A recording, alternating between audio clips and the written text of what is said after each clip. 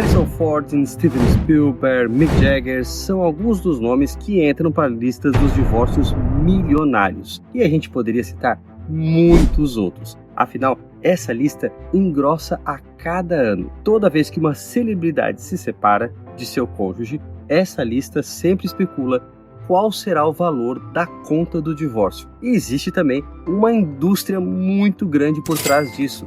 Advogados especializados e grandes companhias que promovem até de certa maneira não a reconciliação, mas que estão interessadas justamente na partilha e nos divórcios. Quando a gente pensa nesse tema do divórcio, ele é muito importante porque na Bíblia ele representa a separação entre Deus e seu povo. Afinal, a infidelidade de Israel marca muitas vezes esse relacionamento com o divino. Mas hoje nós vamos ver também uma personagem da Bíblia que se divorciou e o seu divórcio representa a quebra do seu relacionamento com Deus.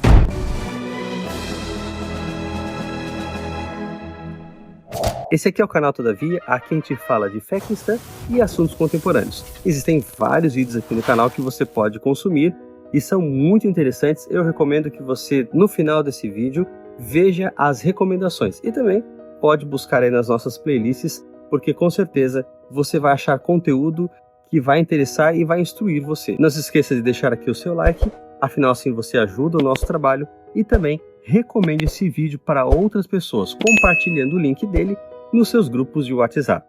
Sansão, porém, disse ao pai: consiga-a para mim, é ela que me agrada.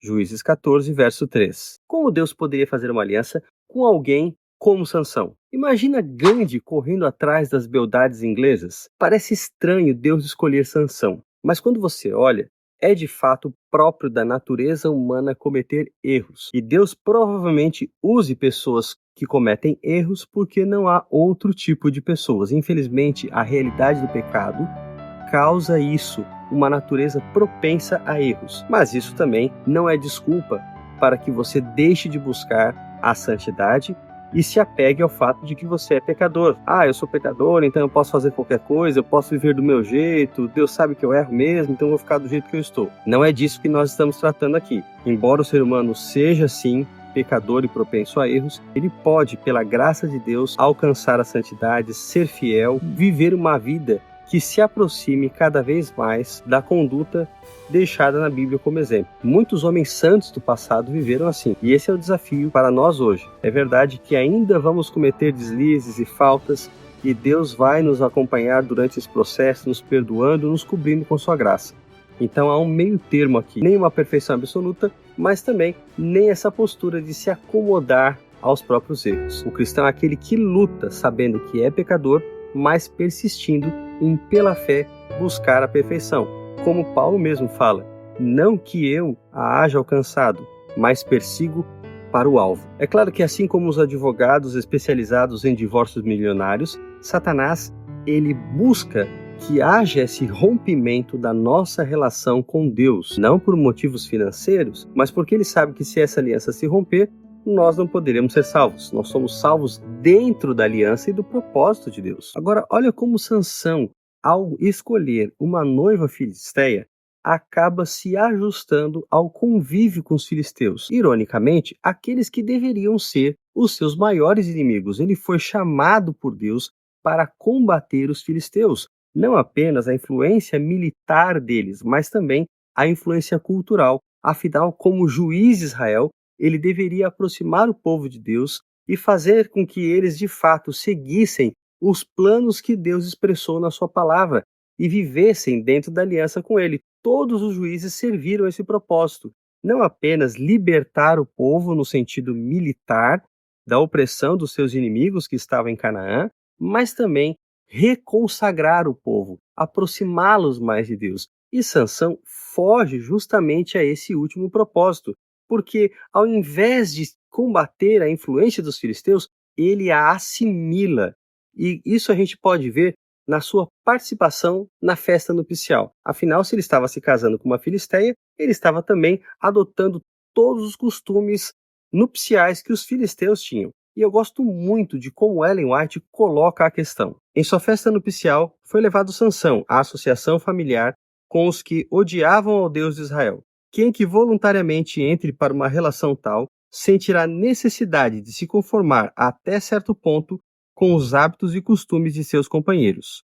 O tempo assim despendido é mais do que desperdiçado. Entretém-se pensamentos e falam-se palavras que tendem a derribar as fortalezas dos princípios e enfraquecer a cidadela da alma. Patriarcas e Profetas 563. Pensa nesse tema aí da aliança desfeita.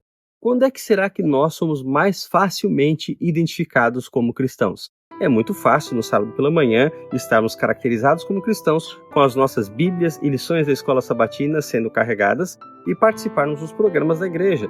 Ali todas as pessoas nos cumprimentam, nos saúdam com feliz sábado, nós participamos das atividades e todos acreditam que por frequentar a igreja nós somos de fato cristãos. Mas será que no trabalho, naquele ambiente que as pessoas não praticam uma fé muitas vezes, somos olhados como verdadeiros seguidores de Cristo? Será que no ambiente universitário as pessoas percebem a diferença em nós e são levadas a se questionar por que eles pensam assim? Por que eles não comem isso?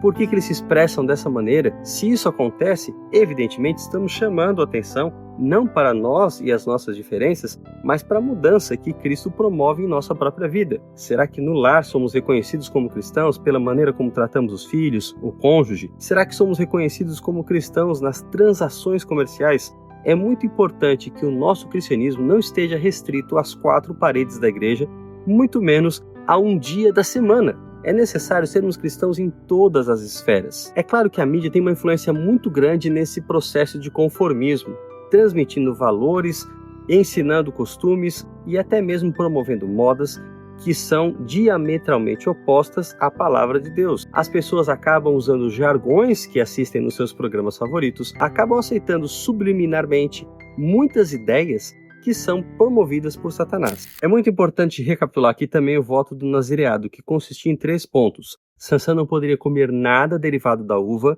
não poderia se encostar em nenhuma pessoa morta, mesmo que fosse um familiar direto, e finalmente o último ponto, que é o mais conhecido, a questão do seu cabelo, que não poderia ser cortado durante o período do voto.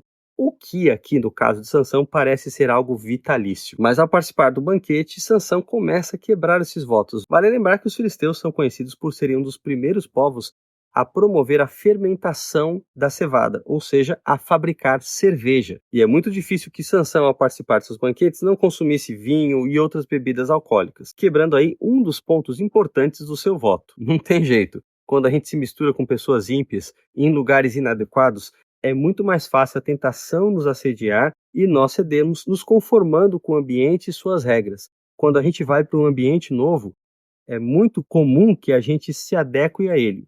E essa adequação leva, nesse caso, a transgredir aquilo que Deus nos pede quando estamos em um lugar onde práticas mundanas e pessoas mundanas estão interagindo. Por outro lado, Deus fornece graça para aqueles que estão em um ambiente assim, mas porque muitas vezes estão forçados pelas circunstâncias, como é o caso de Daniel e seus companheiros. Eles não escolheram ir para a Babilônia, eles não queriam estar ali recebendo aquelas instruções a respeito dos deuses e do costume, fazia parte do plano de Nabucodonosor aculturá-los. Mas eles foram à resistência, eles buscaram viver de acordo com os princípios de Deus, da mesma forma que José no Egito, por exemplo. Agora, quando a gente escolhe se misturar, aí é outra coisa, nós estamos em busca da tentação, estamos quase que implorando para Satanás, olha, ofereça para nós as suas tentações e nos leve para longe de Deus. E Satanás vai atender esse pedido, nos afastando por completo do Senhor. Ao contrário, nós deveríamos buscar aquilo que agrada a Deus e também conviver com pessoas que têm uma experiência cristã, porque aí nós estamos buscando de fato esse convívio santo que vai nos aperfeiçoar, que vai moldar o nosso caráter e nos deixar abertos à influência que o céu manda sobre a terra. Aí tem uma parte muito interessante nessa do casamento de Sansão, que é o momento que ele se encontra com um leão. E a Bíblia diz aqui pela segunda vez na narrativa de Sansão que ele recebe o Espírito Santo dá forças para ele e ele mata o leão. Eu me lembro que uma certa ocasião, quando eu ainda namorava minha esposa, nós fomos para um zoológico numa cidade do interior de São Paulo, Paulínia. E era uma segunda-feira, a gente não sabia, mas o zoológico estava fechado ao público. Nós imploramos muito, dizendo que éramos de longe, éramos universitários e acabaram deixando a gente entrar. Era uma visita rápida, só estávamos nós e os funcionários do zoológico ali. E chegou um momento em que nós fomos ver o leão e a jaula do leão estava sendo limpa. Então, como era feito o processo? Eles tiravam a grade, o leão saía, fechava-se a grade e depois o funcionário entrava na jaula para poder limpá-la. Então ele não tinha contato direto com o leão porque ele de fato tinha consciência do perigo que isso representaria. E quando o leão sai da jaula, nesse momento em que ela deveria ser limpa, nós demos de cara com ele, um animal fantástico. Depois, anos depois, nós tivemos a oportunidade de visitar o extinto zoológico do Lujan, que fechou por diversas controvérsias. Na época a gente só sabia que era um lugar onde se tinha esse contato direto com os animais. E nós ali pudemos então fazer carinho no leão, ter contato com tigres, etc.